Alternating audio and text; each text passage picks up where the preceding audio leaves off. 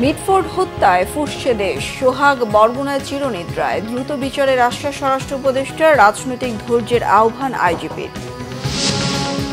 জননিরাপত্তা দিতে ব্যর্থ সরকার বলেছেন তারেক রহমান, জানালেন অন্যায়ে লিপ্ত কাউকে সমর্থন করে না বিএনপি। সোহাগের ৩ হত্যাকারীকে মামলা থেকে বাদ দেওয়ার অভিযোগ যুব দলের, একটি দল সন্ত্রাস চাঁদাবাজি টিকিয়ে রাখতে চায় বললেন নাহিদ। অনির্দিষ্টকালের জন্য বাধ্যতামূলক ছুটিতে পাঠানো হয়েছে বিশ্ব স্বাস্থ্য সংস্থার দক্ষিণ পূর্ব এশিয়ার আঞ্চলিক পরিচালক সাইমা ওয়াজিদ পুতুলকে। দেখছিলেন ক্রাউন সিমেন্ট সংবাদ শিরোনাম, এবার বিস্তারিত। রাজধানীর মিটফোর্ডে নৃশংস হত্যার শিকার ব্যবসায়ী সোহাগের দাফন সম্পন্ন হয়েছে। গতকাল সকালে বরগুনা সদর উপজেলার রায়ভোগ গ্রামে মা লেয়া বেগমের কবরের পাশে সমাহিত করা হয় তাকে। এ সময় স্বজনদের আহাজারিতে ভারী হয়ে ওঠে চারদিকের পরিবেশ। হত্যাকাণ্ডে জড়িতদের দৃষ্টান্তমূলক শাস্তির দাবি জানিয়েছে পরিবার এবং এলাকাবাসী। বরগুনার প্রতিনিধি শহীদুল ইসলাম স্বপ্নের তথ্যছবিতে ডেস্ক রিপোর্ট।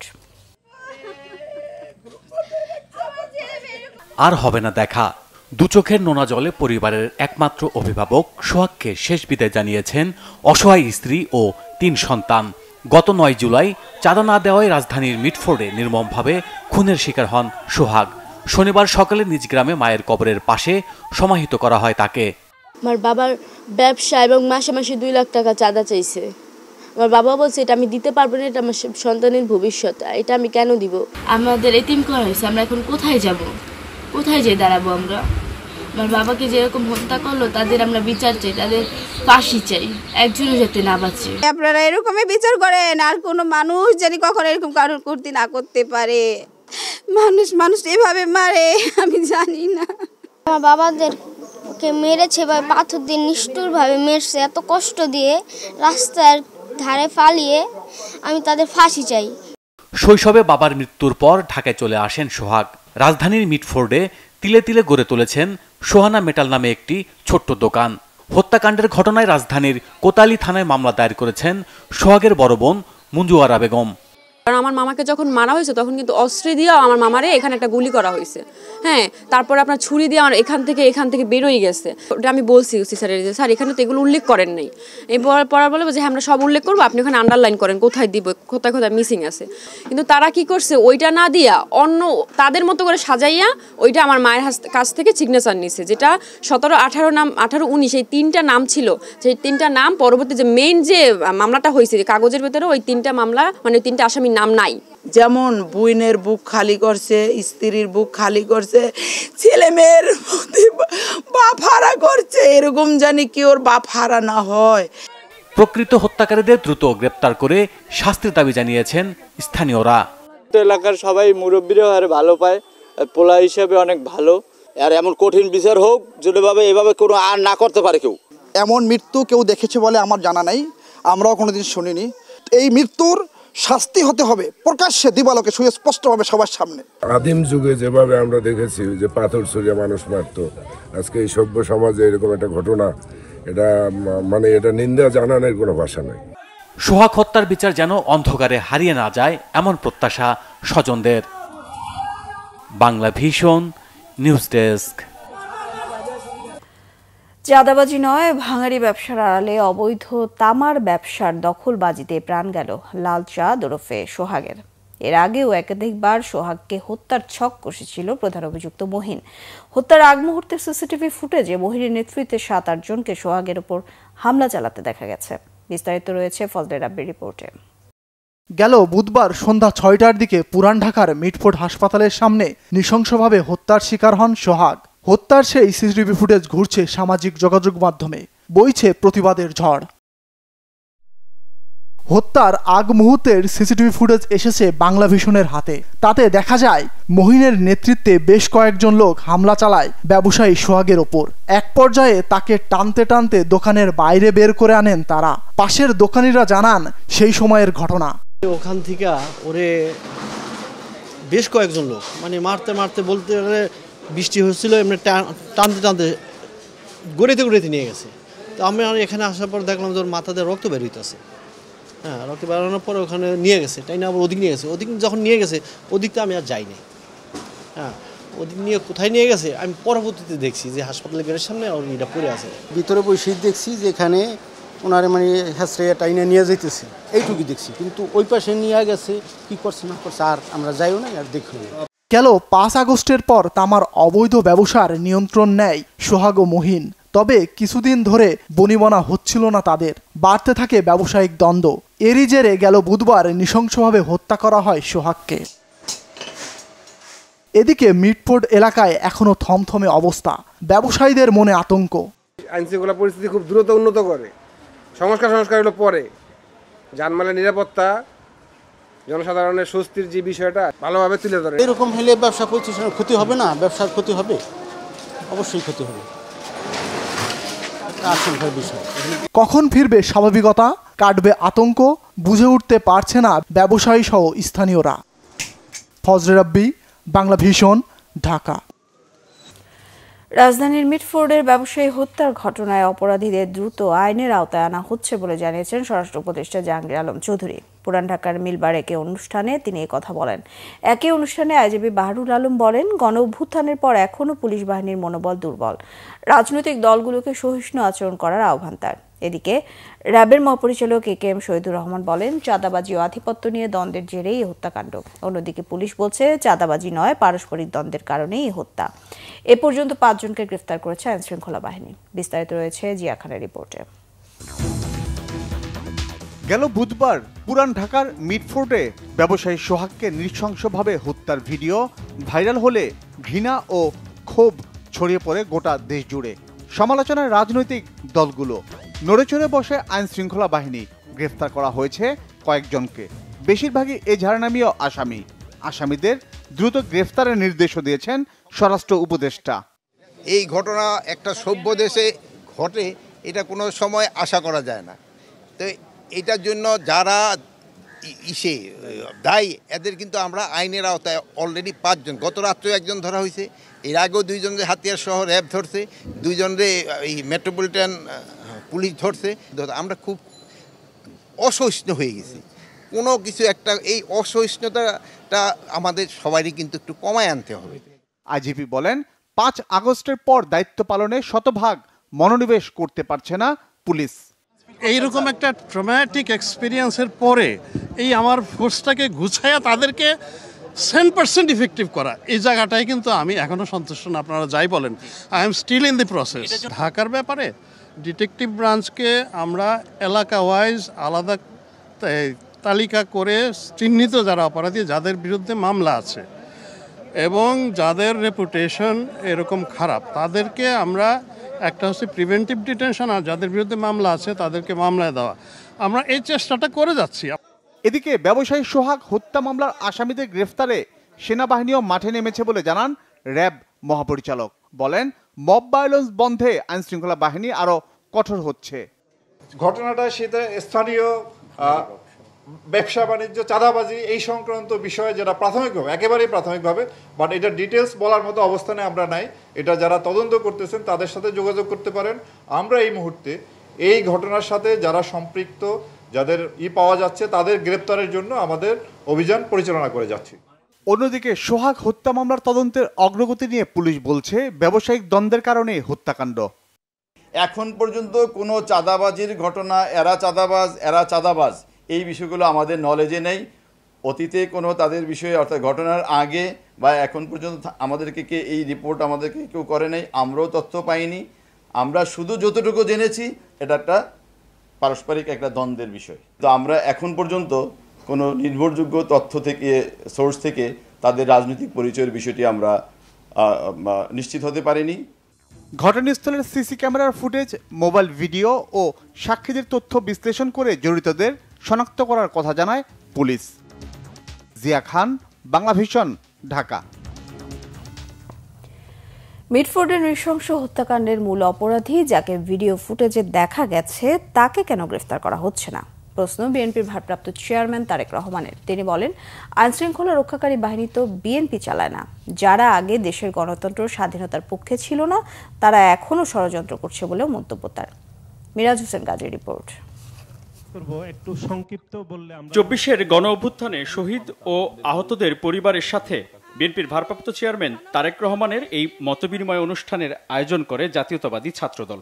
রাজধানীর একটি হোটেলে এই অনুষ্ঠানে বিএনপির ভারপ্রাপ্ত চেয়ারম্যান তারেক রহমান অভিভাবকদের সঙ্গে একাত্মতা ঘোষণা করে সরকারের কাছে প্রশ্ন রাখেন। যে ঘটনাটি ঘটে গেছে, পুরনো ঢাকায় যে ঘটনাটি ঘটে গেছে, যে ছেলেটি মারা গেছে বরঞ্চ তার সাথে হয়তো যুবদলের সম্পর্ক আছে, কিন্তু যে খুন করছে বা যে হত্যা করছে তাকে তো অন্য জায়গা থেকে, আমরা যেটা খবর পেয়েছি, অন্য জায়গা থেকে নিয়ে আসা হয়েছে, তাকে ধরা হচ্ছে না। ধরা হলো, অন্যদেরকে অ্যারেস্ট করা হলো, তাকে ধরা হচ্ছে না।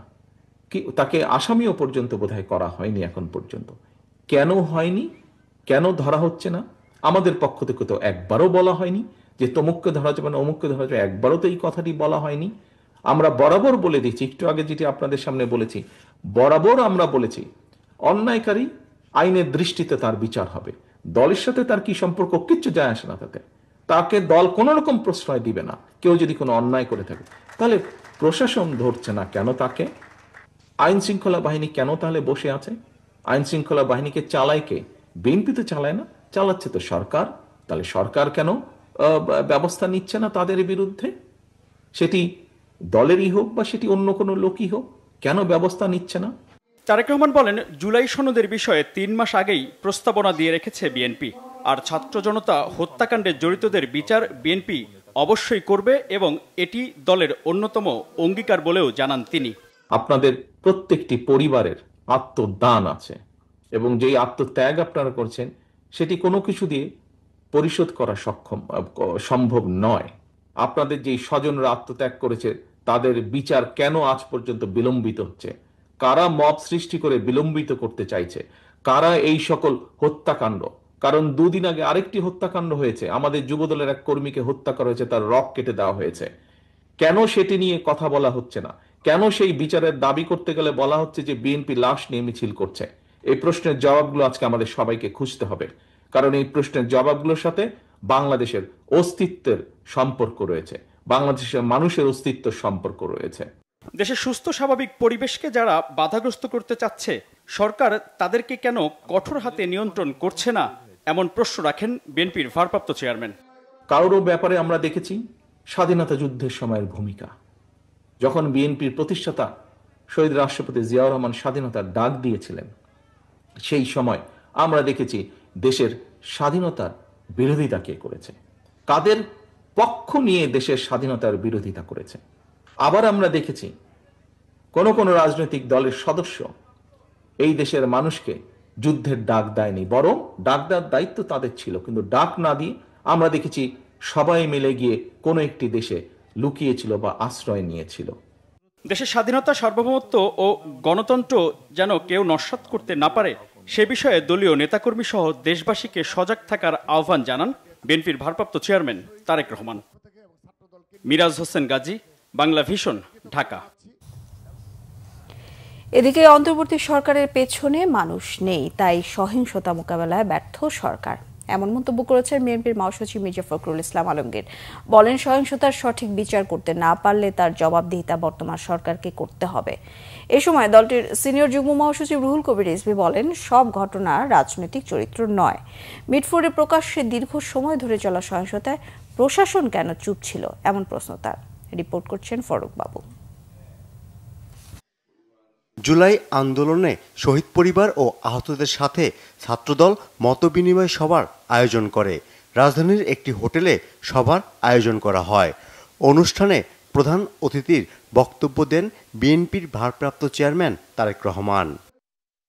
জুলাই আন্দোলনের শহীদ পরিবারের সদস্যরা এ সময় ক্ষোভ প্রকাশ করেন। তারা জানান, অন্তর্বর্তী সরকারের পক্ষ থেকে তাদের কোনো ধরনের সহায়তা করা হচ্ছে না। এই খুনি হাসিনার শরীকরা ঘুরতেছে, তাদেরকে এখনো কোনো বিচারের আওতা আনাই হয় নাই। আমাদের একটাই প্রাণের দাবি, আওয়ামী লীগ যেন কোনো মতেই মাথা ছাড়া দিয়ে না উঠতে পারে। আমি তারেক রহমানের কাছে দাবি যে তারা যখন ক্ষমতাতে আসবে, এই খুনিদেরকে যেখানে থাকুক, লন্ডন থাকুক আর আমেরিকা থাকুক, তাদেরকে আনি আইনের কাঠগড়ায় খাড়া করায় তাদেরকে ফাঁসি দেওয়ার ব্যবস্থা করা হোক। আপনাদের কাছে কিচ্ছু চাই না, খালি আমার ছেলের খালি বিচার চাই। আমার কি বিধবা হওয়ার বয়স হয়েছে? রাব্বি সাহেব চাইলে একটু স্বার্থপর হতে পারতেন। জুলাই বিপ্লবে শহীদ পরিবারের সদস্যদের প্রতি অন্তর্বর্তী সরকারের উদাসীনতার সমালোচনা করেন বিএনপি নেতারা। দলটির মহাসচিব মির্জা ফখরুল ইসলাম আলমগীর বলেন, আহতদের পরিপূর্ণ চিকিৎসা সরকারকে করতে হবে। এটা আমাদের চরম ব্যর্থতা যে এখনো আমাদেরকে এখানে শুনতে হচ্ছে যে তাদের পাশে কেউ দাঁড়ায়নি, এবং এই ছেলেরা যারা আত্মহত্যা দিয়েছেন, যাদের প্রাণ গেছে, শহীদ হয়েছে, তাদের কোনো সেই ধরনের তাদেরকে কোনো ক্ষতিপূরণ বা তাদের পরিবারবর্গকে তাদেরকে রিহ্যাবিলিটেট করার কোনো ব্যবস্থা গ্রহণ করা হয়নি। It's a total failure on the part of the government. এ সময় দেশের সার্বিক নিরাপত্তার বিষয়ে সরকারের ব্যর্থতার কথা তুলে ধরেন তিনি। বিএনপি কোনোদিন কোনো অন্যায়কে সমর্থন করেনি, বিএনপি কখনো করবে না। বিএনপি আইনের শাসন এখানে প্রতিষ্ঠা অতীতেও করেছে, এবারও করবে, এবং সমস্ত অবিচারের ব্যবস্থা বিএনপি গ্রহণ করবে। একটা কথা খুব পরিষ্কার করে বলতে চাই, যে ঘটনাগুলো করছে, সরকারকে আহ্বান জানাবো অতি দ্রুত তা তদন্ত করে প্রকৃত অপরাধী তাদেরকে বের করে তাদেরকে শাস্তির ব্যবস্থা করুন। অন্যথায় জাতি আপনাদেরকে ক্ষমা করবে না, জাতি আপনাদেরকে দায়ী করবে একটা গণতন্ত্রে ফিরে না যাওয়ার সমস্ত সমস্যাগুলো তৈরি করার জন্য। মিটফোর্ডে ব্যবসায়ীকে নৃশংস হত্যার প্রসঙ্গ টেনে বিএনপির সিনিয়র যুগ্ম মহাসচিব রুহুল কবির রিজভী প্রশ্ন তুলেন, প্রকাশ্যে দীর্ঘ সময় ধরে হত্যার ঘটনার সময় প্রশাসন কেন চুপ ছিল? সব ঘটনা রাজনৈতিক চরিত্র নয়। দুষ্কৃতিকারী ওই এলাকার কোনো ব্যবসা নিয়ে যারা জড়িত, এটা তো এতক্ষণ ধরে একটা ঘটনা হলো, তো প্রশাসন কেন চুপ থাকলো? প্রশাসনের লোকরা জানতে পারে না এত টেকনোলজি উন্নত হয়েছে, এত কিছু বিষয় হয়েছে, তো চট করে সেখানে প্রশাসনের লোক, পুলিশ, র্যাব সেখানে আসতে পারলো না? এইরকম নানা মাস্টার প্ল্যান কিন্তু ঘটতে থাকবে। আমাদেরকে সতর্ক থাকতে হবে, কোনো ধরনের বিভ্রান্তির মধ্যে যাওয়া যাবে না। রাষ্ট্রের অনেক গভীরে অনেক ধরনের পরিকল্পনা থাকতে পারে। তিনি বলেন, নিজ দলের নেতাদের অপরাধকে আওয়ামী লীগের মতন প্রশ্রয় দেয় না বিএনপি। প্রশাসন নীরব থাকলে বিএনপি নিজে বাদী হয়ে কর্মীদের বিরুদ্ধে মামলা করে বলেও জানান রুহুল কবির রিজভী। ফররুখ বাবু, বাংলা ভিশন, ঢাকা। পুরান ঢাকার ব্যবসায়ী যুবদল কর্মী সোহাগ হত্যার পেছনে কারা জড়িত তা খতিয়ে দেখার দাবি জানিয়েছে যুবদল, ছাত্রদল ও স্বেচ্ছাসেবক দলের কেন্দ্রীয় নেতারা। যুবদল সভাপতির অভিযোগ, সরকার পরিকল্পিতভাবে প্রশাসনকে নিষ্ক্রিয় করে বিশৃঙ্খলা তৈরির মাধ্যমে নির্বাচন বিলম্বিত করার চেষ্টা করছে। সিসিটিভি ফুটেজে যাদের স্পষ্টভাবে দেখা গেছে তাদের বাদ দিয়ে অন্যদের বিরুদ্ধে মামলা হয়েছে। এটা উদ্দেশ্য প্রণোদিত কিনা তা খতিয়ে দেখার আহ্বান তার। বলেন, ঘটনাটি বুধবার ঘটলেও তা শুক্রবার প্রচার হলো। পেছনে কোনো পরিকল্পিত উদ্দেশ্য আছে কিনা সেটিও খতিয়ে দেখতে হবে। এদিকে মিটফোর্ডের ঘটনাকে নৃশংস উল্লেখ করে বিএনপির সিনিয়র যুগ্ম মহাসচিব রুহুল কবির রিজভী অভিযোগ করেন, কিছু রাজনৈতিক দল উদ্দেশ্য প্রণোদিতভাবে বিএনপির বিরুদ্ধে অপপ্রচার চালাচ্ছে। সন্ত্রাসীরা যাতে কোনোভাবেই দলে আশ্রয় না পায় সেজন্য সকল স্তরে নেতাকর্মীদের সতর্ক থাকার আহ্বান জানান তিনি। জাতীয় নাগরিক পার্টির আহ্বায়ক নাহিদ ইসলাম বলেছেন, যারা মাফিয়া সিস্টেমকে টিকিয়ে রাখতে চায়, চাঁদাবাজিকে টিকিয়ে রাখতে চায়, তাদেরকে জনগণ আর মেনে নেবে না। এই তরুণ প্রজন্ম কোনো নির্বাচনী ভাগবাটোয়ারায় বিশ্বাস করে না। শনিবার রাতে জাতীয় নাগরিক পার্টির দেশ করতে জুলাই পদযাত্রা কর্মসূচির অংশ হিসেবে ১২তম দিনে বাগেরহাট রেল রোডে জনসভায় কথা বলেন তিনি। নাহিদ ইসলাম আরও বলেন, জুলাই গণঅভ্যুত্থান হয়েছিল মাফিয়া, দুর্নীতিবাজ ও চাঁদাবাজ সিস্টেমের বিরুদ্ধে। এই চাঁদাবাজ দুর্নীতি এখনো দূর হয়নি। এই চাঁদাবাজ ও দুর্নীতিবাজ সিস্টেমের পরিবর্তন করবে এনসিপি। শহীদদের প্রতি এটি কমিটমেন্ট। জুলাই আগস্ট মাসের মধ্যে জুলাই সনদ অবশ্যই বাস্তবায়ন হতে হবে বলে দাবি করেন নাহিদ ইসলাম। আরও বক্তব্য রাখেন জাতীয় নাগরিক পার্টির সদস্য সচিব শেখ আক্তার হোসেন, সিনিয়র যুগ্ম সচিব ডাক্তার তাসমিন জারা, মুখ্য সমন্বয়ক নাসির উদ্দিন পাটোয়ারি সহ আরও অনেকে। এর আগে নাহিদ ইসলাম সহ এনসিপির কেন্দ্রীয় নেতারা জুলাই আন্দোলনে বাগেরহাটে শহীদ পরিবারের সদস্য আহতদের সাথে দেখা করেন, তাদের খোঁজ খবর নেন। এই চাঁদাবাজিকে আমরা এখনো বিতাড়িত করতে পারি নাই বিধায় আমরা আবারও রাজপথে নেমে এসেছি, আমরা আবারও আপনাদের কাছে এসেছি, আমরা আবারও আপনাদের দুয়ারে এসেছি। আপনারা আমাদের প্রতি আস্থা রাখুন, আমরা ঐক্যবদ্ধভাবে এই চাঁদাবাজ, দুর্নীতি এবং মাফিয়া সিস্টেমকে আমরা পরিবর্তন করব। অবশ্যই শহীদদের প্রতি এইটা আমাদের কমিটমেন্ট। মিটফোর্ডে নির্মমভাবে ব্যবসায়ীকে হত্যার প্রতিবাদ ও অপরাধীদের দৃষ্টান্তমূলক শাস্তির দাবিতে বাংলাদেশ জামায়াতে ইসলামী ঢাকা মহানগরী উত্তর গতকাল বিকেলে বিক্ষোভ মিছিল করেছে রাজধানীতে।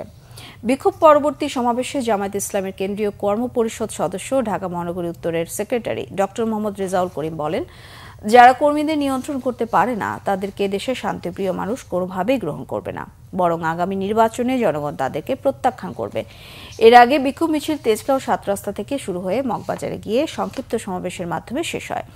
এতে কেন্দ্রীয় মজলিসের শুরা সদস্য, ঢাকা মহানগরী উত্তরের সহকারী সেক্রেটারি নাজিমউদ্দিন মোল্লা সহ অনেকেই উপস্থিত ছিলেন। অন্তর্বর্তী সরকার গঠনের প্রায় ১ বছর হলেও দেশের আইন শৃঙ্খলা পরিস্থিতি সন্তোষজনক না হওয়ার অভিযোগ করেছে ইনকিলাব মঞ্চ।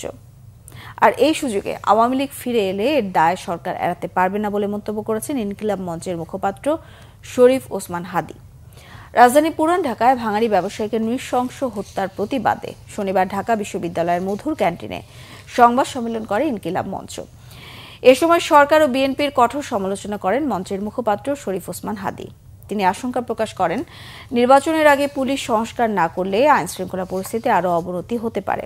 এ সময় বিএনপিকে সতর্ক করে তিনি বলেন, জুলাইয়ের স্পিরিট ধারণ করে রাজনীতি না করলে তাদের পরিণতি আওয়ামী লীগের চেয়েও করুণ হবে। অহমিকা ছেড়ে বেপরোয়া ও উদ্ধত্যমূলক আচরণ থেকে বের হয়ে আসতে বিএনপি নেতাদের প্রতি আহ্বান জানান তিনি। বিএনপি চেয়ারপারসনের পররাষ্ট্র বিষয়ক উপদেষ্টা কমিটির বিশেষ সহকারী ইশরাক হোসেনকে হত্যার হুমকির প্রতিবাদে ৪৪ নম্বর ওয়ার্ড বিএনপি এবং অঙ্গ ও সহযোগী সংগঠনের উদ্যোগে বিক্ষোভ মিছিল পথসভা হয়েছে। গতকাল বিকেলে সূত্রাপুর থানা থেকে শুরু হয়ে কাঠেরপুলে গিয়ে শেষ হয়। সভায় সভাপতিত্ব করেন ৪৪ নম্বর ওয়ার্ড বিএনপি সভাপতি মোহাম্মদ তারেক আহমেদ এবং পরিচালনা করেন ৪৪ নম্বর ওয়ার্ড বিএনপি সাধারণ সম্পাদক মোহাম্মদ হাসান খান প্রদীপ। সভায় আরও উপস্থিত ছিলেন সূত্রাপুর থানা বিএনপির সাবেক সাধারণ সম্পাদক মোহাম্মদ আজিজ ও সাংগঠনিক সম্পাদক আক্তার হোসেন।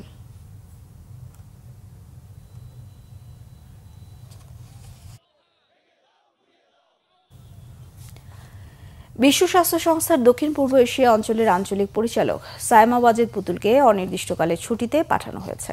তার বিরুদ্ধে বাংলাদেশে দুদকের মামলা চলমান থাকায় এই পদক্ষেপ বলে জানিয়েছে হেলথ পলিসি ওয়াচ। শুক্রবার থেকে সিদ্ধান্ত কার্যকর হয়েছে বলে WHO-র মহাপরিচালক টেড্রোস আধানম গ্যাব্রিয়াসুস জানিয়েছেন। সায়মা ওয়াজেদ পুতুল বাংলাদেশের সাবেক প্রধানমন্ত্রী শেখ হাসিনার মেয়ে।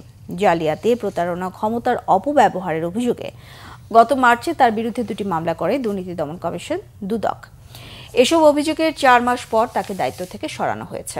গ্যাব্রিয়াসুস আরও জানান, সায়মা ওয়াজেদের অনুপস্থিতিতে WHO-র সহকারী মহাপরিচালক ডাক্তার ক্যাথারিনা বোহেমে ভারপ্রাপ্ত হিসেবে দায়িত্ব পালন করবেন। 2024 সালের জানুয়ারিতে WHO-র আঞ্চলিক পরিচালক হিসেবে দায়িত্ব নেন পুতুল। তবে তার এই মনোনয়ন প্রক্রিয়া নিয়ে অভিযোগ ছিল সায়মা ওয়াজেদের মা তৎকালীন প্রধানমন্ত্রী শেখ হাসিনা প্রভাব খাটিয়ে তাকে এই পদে বসানো হয়। সম্পূর্ণ সত্য প্রকাশের শর্তে সাবেক আইজিপি চৌধুরী আবদুল্লাহ মামুনকে ক্ষমা করে দেওয়া লিখিত আদেশ প্রকাশ করেছে আন্তর্জাতিক অপরাধ ট্রাইব্যুনাল। বিচারপতি গোলাম মুর্তুজা মজুমদারের নেতৃত্বাধীন 3 সদস্যের ট্রাইব্যুনালের দেয়া আদেশ প্রকাশ হয়েছে। গত বৃহস্পতিবার শেখ হাসিনা, আসাদুজ্জামান খান কামাল ও চৌধুরী আবদুল্লাহ মামুনের বিরুদ্ধে 5টি অভিযোগ গঠন করে ট্রাইব্যুনাল। সেদিন চৌধুরী আবদুল্লাহ আল মামুনকে জিজ্ঞাসাবাদ করা হলে তিনি দোষ স্বীকার করেন এবং সংশ্লিষ্ট অপরাধসমূহ এবং এই অপরাধ সংগঠনে জড়িত প্রত্যেক ব্যক্তির সম্পর্কে তার জানা সব তথ্য প্রকাশ করতে ইচ্ছুক বলে জানান। সেদিনই চৌধুরী আবদুল্লাহ আল মামুনের পক্ষে তার আইনজীবী আসামিকে ক্ষমা প্রদান করার জন্য একটি আবেদন করেন। ক্ষমা প্রদানের বিষয়ে সম্মতি প্রদান করে চিফ প্রসিকিউটর বলেছিলেন, অভিযুক্ত চৌধুরী আবদুল্লাহ আল মামুন যদি সম্পূর্ণ সত্য তথ্য প্রদান করেন তবে তাতে আপত্তি নেই। ট্রাইব্যুনাল তার আদেশে বলেছে মামুনকে শর্ত সাপেক্ষে ক্ষমা করা হলো। তাকে কারাগারে আলাদা আটক রেখে নিরাপত্তা দেওয়ার কথাও বলা হয়েছে সেই আদেশে। ফ্যাসিস্ট আওয়ামী লীগ আমলের কোনো টেলিকম পলিসি আর থাকবে না বলে জানিয়েছেন প্রধান উপদেষ্টার বিশেষ সহকারী ফয়েজ আহমেদ তৈয়ব। শনিবার সকালে রাজধানীতে এক উল্টিবিল বৈঠকে তিনি বলেন, লেভেল প্লেইং ফিল্ড প্রতিষ্ঠার মাধ্যমে গ্রাহকের স্বার্থকে সর্বোচ্চ গুরুত্ব দিয়ে নতুন টেলিকম নীতিমালা প্রণয়ন করা হবে। আরো জানাচ্ছেন শুভ ইসলাম। টেলিযোগাযোগ খাতে আইএলডিটিএস নীতিমালা অপব্যবহার করে ৩,৪০০ লাইসেন্স প্রদানের মাধ্যমে আওয়ামী লীগ এই খাতকে ধ্বংস করেছে বলে মন্তব্য করেছেন প্রধান উপদেষ্টার তথ্য প্রযুক্তি মন্ত্রণালয় বিষয়ক বিশেষ সহকারী ফয়েজ আহমেদ তৈয়ব। শনিবার দুপুরে রাজধানীর একটি হোটেলে টেলিযোগাযোগ খাতের অংশীজনের সঙ্গে এক বৈঠকে তিনি একথা বলেন।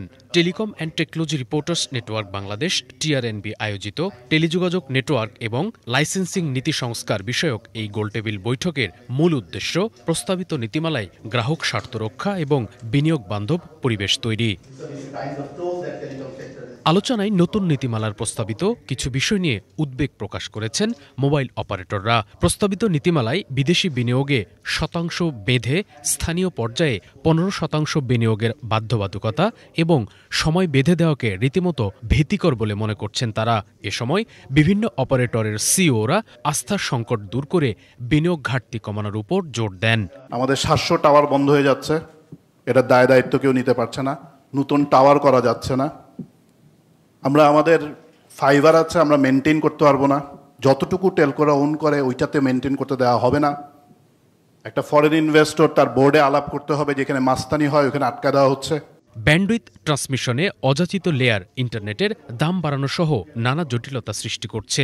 নীতিমালা পরিবর্তনে এই খাতে শৃঙ্খলা ফেরাবে, পাশাপাশি ডিজিটাল অন্তর্ভুক্তি বাড়াবে বলে মত এই কর্মকর্তার।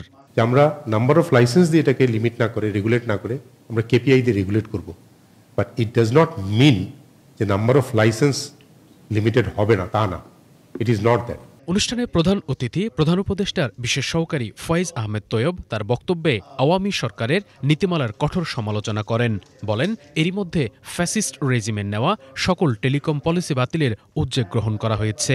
ইট should be very clear, Awami লীগের যেসব টেলিকম লাইসেন্সিং পলিসি ছিল, টেলিকম সাধারণ নীতিমালা ছিল, we don't own that, and আমরা সেটাকে ডিসমেন্টাল করে স্ক্র্যাপ করে আমরা নতুন পলিসি নিয়ে হাজির হচ্ছি। This is the philosophy. আলোচনায় টেলিকম খাতের বিভিন্ন পর্যায়ের ঊর্ধ্বতন কর্মকর্তারা উপস্থিত ছিলেন। শুভ ইসলাম, বাংলাভিশন, ঢাকা। সংবাদ শেষ করব ক্রাউন সিভির শিরোনামগুলো আরো একবার জানিয়ে। মিটফোর্ড হত্যায় ফুঁসছে দেশ, সোহাগ বরগুনায় চিরনিদ্রায়। দ্রুত বিচারের আশ্বাস স্বরাষ্ট্র উপদেষ্টার, রাজনৈতিক ধৈর্যের আহ্বান আইজিপির। জননিরাপত্তা দিতে ব্যর্থ সরকার বলেছেন তারেক রহমান, জানালেন অন্যায় লিপ্ত কাউকে সমর্থন করে না বিএনপি। সোহাগের 3 হত্যাকারীকে মামলা থেকে বাদ দেওয়ার অভিযোগ যুব দলের, একটি দল সন্ত্রাস চাঁদাবাজি টিকিয়ে রাখতে চায় বললেন নাহিদ। অনির্দিষ্টকালের জন্য বাধ্যতামূলক ছুটিতে পাঠানো হয়েছে বিশ্ব স্বাস্থ্য সংস্থার দক্ষিণ পূর্ব এশিয়ার আঞ্চলিক পরিচালক সাইমা ওয়াজিদ পুতুলকে।